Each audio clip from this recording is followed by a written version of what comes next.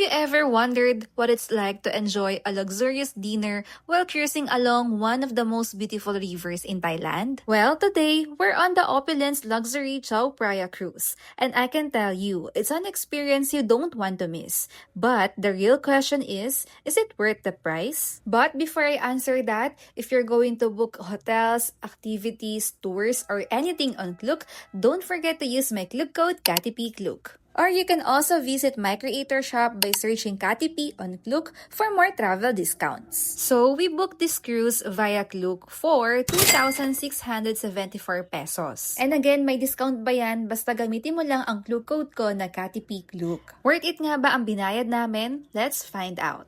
This is perfect if you're looking for a dinner cruise with an amazing view while cruising along the Chao Phraya River. What makes this dinner cruise really special is the serene atmosphere.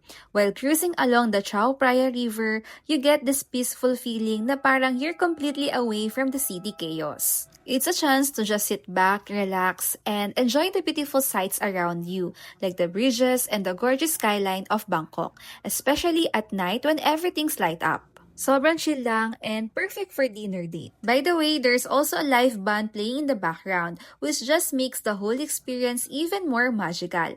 Talaga namang kakaibang experience. Dinner with a view, good food, live music, and amazing company. For their food, you can actually check the full menu on Klook before booking. But for reference, eto nga pala yung menu nila. Pause and screenshot nyo na lang. Actually, hindi ko na rin na-videohan yung mga foods kasi gutom na kami at excited na kaming kumain. If you want to experience this, just book through Klook. Search na lang ang Opulence Luxury Chao Phraya Dinner Cruise. And of course, don't forget to use my Klook code KATIPKLOOK para magkaroon ka dyan ng discounts. You can also book this on my creator shop by searching Katipi on Klook app.